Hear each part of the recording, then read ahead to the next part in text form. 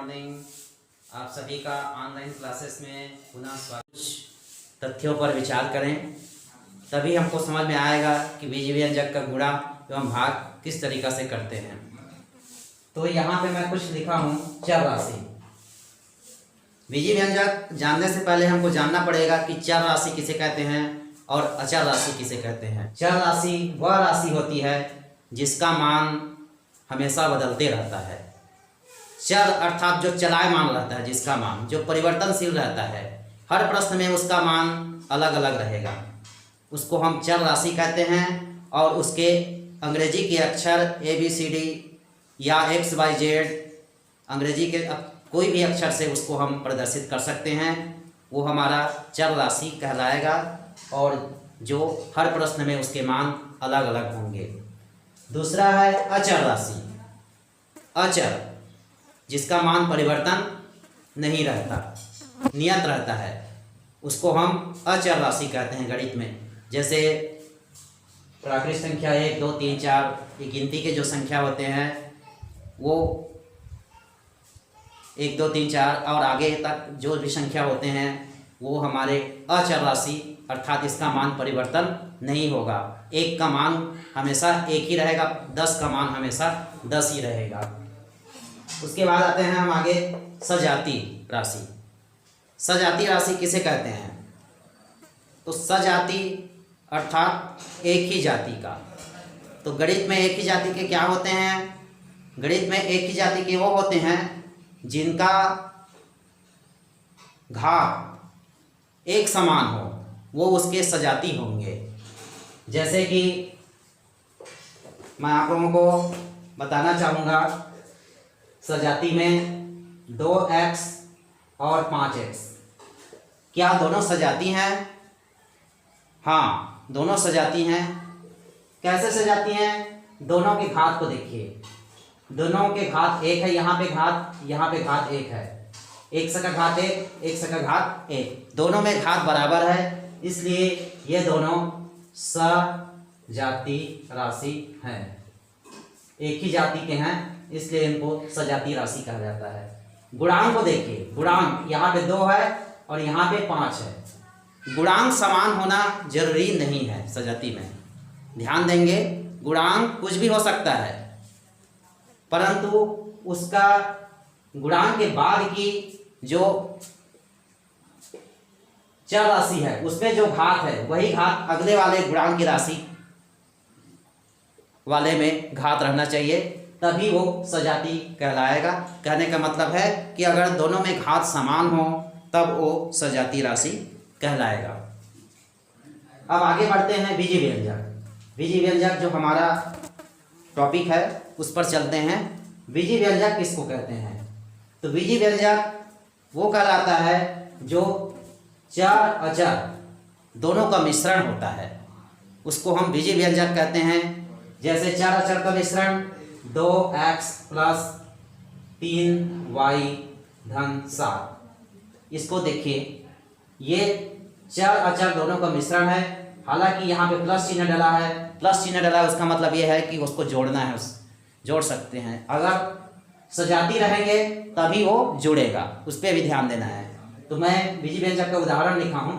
बीजीय व्यंजक के उदाहरण ये हमारे 2x + 3y = 7, ये बीजीय व्यंजक के उदाहरण है। या हम अलग से और लिख सकते हैं 3y²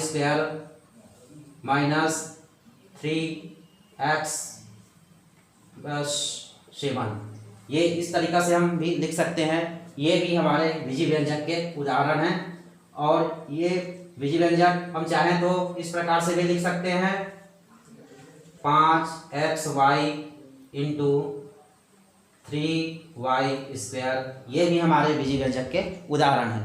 कहने का मतलब बीजीय व्यंजक वह राशि है जो चर राशि और अचर राशि का मिश्रण होता है।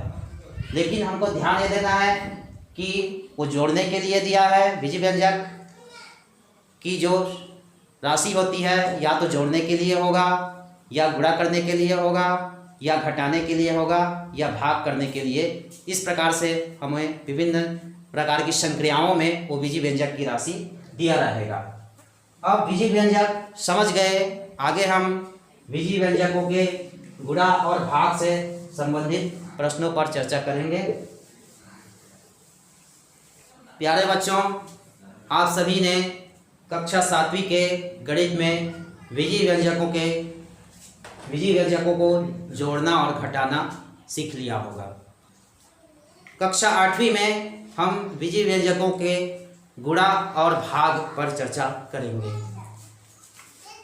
तो बीजीय व्यंजकों का गुणा पहले देखेंगे हम, उसके बाद भाग को बाद में देखेंगे कि किस प्रकार से हम एक बीजीय व्यंजक का दूसरे बीजीय व्यंजक से भाग दिया जाता है, या ये कहें कि एक पदी का गुणा कैसे करते हैं, ये हम पहले विचार करेंगे। आइए कुछ उदाहरण के माध्यम से हम आपको समझाने का प्रयास करते हैं। मान लीजिए प्रश्न है 5x into 3y, 5x into 3y। ये एक क्वेश्चन है, एक उदाहरण है। ये एक पदी है, ये भी एक पदी है। अब एक पदी और बहुपदी के बारे में आप जानते होंगे कि एक पदी जिसमें एक पद होता है, और बहुपदी किसको कहते हैं? प्लस माइनस पद को अलग करता है। अगर उनके आपस में प्लस माइनस का चिन्ह लगा हो तो वो उसमें एक अधिक जोड़ करके उस पद को बताते हैं। जैसे कि 3x प्लस 2y, यहाँ पे एक प्लस का चिन्ह है, मतलब ये एक प्लस का चिन्ह है तो ये दो पदी होगा। एक पद ये, एक पद ये। और इसको आगे अगर हम ऐसे लिख दें तो ये 3 पद हो गया, क्योंकि यहाँ पे एक चिन्ह यहाँ पे, एक चिन्ह यहाँ पे, एक प्लस चिन्ह एक माइनस चिन्ह, दो चिन्ह यहाँ पे हैं, इसलिए पद की संख्या उससे एक अधिक होगी। तो ये 3 पद हो गया। और 3 पद से 2 या 3 पद से जब ज़्यादा हो जाता है तब उसको हम गणित में बहुपदी कहते हैं।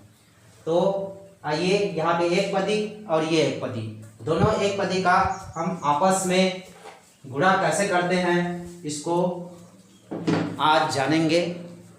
यहाँ पे एक बात हमको ध्यान रखना है, जैसे मैं आप लोगों को बताया हूँ कि जोड़ने और घटाने में सजाती से जुड़ता है और सजाती से ही घटता है, परंतु गुणा में ऐसा नहीं है। गुणा में हम क्या करते हैं? संख्याओं से गुणा करते हैं। कहने का मतलब अचर का अचर से गुणा करेंगे और चर राशि का चर राशि से ही गुणा करेंगे। इसमें हमको सजाती विजाती नहीं देखना है। इसमें हम केवल एक ही चीज़ देखेंगे कि जो नंबर है उसका नंबर से गुणा करेंगे, और जो XYZ या ABC जो भी है घात वाला पद होगा या बिना घात वाला, उससे हम गुणा करेंगे। तो ये हमारा पहला पद है 5, और इसका पहला पद की पहली संख्या है 3, और इसके पहले पद की पहली संख्या है 5। तो दोनों का हम आपस में गुणा करते हैं। दोनों का हम आपस में कैसे गुणा करेंगे? तो 5 का गुणा हम 3 से करेंगे, तो 5 गुणित 3, और उसके बाद उसमें जो भी घात वाला या बिना घात वाला जो चर पद रहेगा उसका गुणा करते हैं, मतलब x गुणित y। इस प्रकार से हम गुणा करेंगे तो हमको अगला पद मिलेगा। 5 में 3 का मल्टीप्लाई करेंगे, गुणा करेंगे तो 5 दिया 15, और x और y का हम मल्टीप्लाई करेंगे तो x गुणित y xy, तो ये हमारा हो जाएगा 15xy। ये हमको इन दोनों का आपस में गुणा करने पर 15xy के रूप में प्राप्त होगा। ये हमारा एक पदी से एक पदी गुणा हो गया। आइए हम कुछ अन्य उदाहरण देखते हैं कि एक पदी से द्विपदी या बहुपदी का गुणा कैसे करते हैं। मान लीजिए हमारे पास प्रश्न है 3x स्क्वायर से गुणा करना है 5y स्क्वायर। 3x स्क्वायर का हमको 5y स्क्वायर प्लस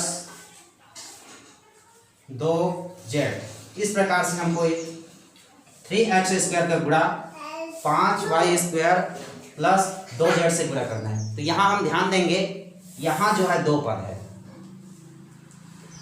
बहुपदी बन गया और ये एक पदी है, तो एक पदी का गुणा बहुपदी से करेंगे। तो हम कैसे गुणा करेंगे? तो मैंने आप लोगों को ऊपर बताया कि नंबर का नंबर से गुणा और जो चर है उनका चर से आपस में गुणा करेंगे। तो 3 का गुणा 3x स्क्वायर का 5y स्क्वायर से करेंगे, यानी 3 का गुणा पहले हम 5 से कर देते हैं, तो 3 गुणित 5 हो जाएगा। और आगे x स्क्वायर का गुणा हम y स्क्वायर से करेंगे, तो x स्क्वायर गुणित y स्क्वायर लिख रहे हैं। अब इस पद का इस पद से गुणा हो गया, इसका इससे गुणा हो गया। अब इस पद का इस पद से हम आपस में गुणा करते हैं।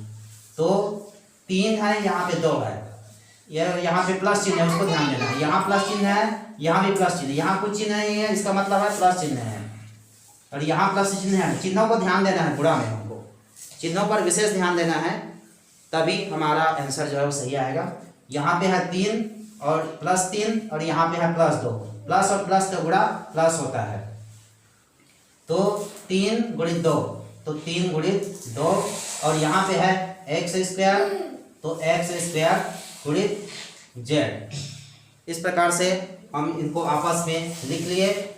अब गुणा करते जाते हैं, 3 गुणित 5, 5 दिया 15, और x गुणित y स्क्वायर, तो x गुणित y स्क्वायर, तो x स्क्वायर y स्क्वायर, दोनों जो है अलग अलग लिखेंगे क्योंकि दोनों का गुणा अलग अलग होगा। दोनों अगर एक समान रहते, एक जैसे सजाती रहते, तो उनका गुणा अलग होता, लेकिन यहाँ पे x है, ये y है, दोनों अलग अलग है, इसलिए हम x स्क्वायर और y स्क्वायर लिखे। अब यहाँ प्लस है तो प्लस चिन्ह डाले, 3 और 2 का गुणा किए तो 3 दूनी 6, और x स्क्वायर का z से गुणा किए तो x स्क्वायर z। इस प्रकार से हमारा ये प्राप्त हुआ। अब आगे देखिए, आगे देखते हैं कि प्लस चिन्ह है, यहाँ भी प्लस है, यहाँ भी प्लस है। गुणा करने के पश्चात सभी का गुणा जब हो जाए, उसके पश्चात हम ये देखते हैं कि क्या ये जुड़ जाएगा क्या आपस में। प्लस चिन्ह है तो जुड़ेगा क्या, माइनस रहता तो घटाते क्या, हाँ कर सकते हैं, लेकिन जोड़ने और घटाने में हमको यही ध्यान रखना है कि ये दोनों सजाती पद रहेंगे, एक जैसे घात वाले पद रहेंगे दोनों में, तभी वो आपस में जुड़ेंगे या घटेंगे। तो यहाँ हम देखते हैं कि 15 के घात x स्क्वायर है और यहाँ पे 6 के घात x स्क्वायर है, और यहाँ पे देखेंगे 15 के घात x स्क्वायर y है, y स्क्वायर है, परंतु यहाँ पे y स्क्वायर नहीं है, यहाँ पे y स्क्वायर नहीं है, इसलिए यहाँ y स्क्वायर है लेकिन यहाँ y स्क्वायर नहीं है। यहाँ x स्क्वायर है, यहाँ x स्क्वायर है, यहाँ तक ठीक है, लेकिन यहाँ y स्क्वायर है और यहाँ z है, तो ये दोनों सजाती पर नहीं है। अतः इसको हम ऐसे लिख सकते हैं, 15x स्क्वायर y स्क्वायर और 6x स्क्वायर z। इसका आंसर, इन दोनों का आंसर गुणा करने के पश्चात हमको ये प्राप्त होगा। ये है हमारे एक पद का द्विपदी से गुणा।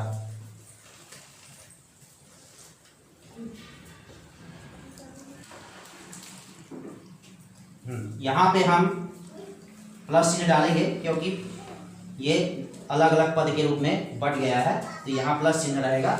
ये हमारा लास्ट आंसर होगा।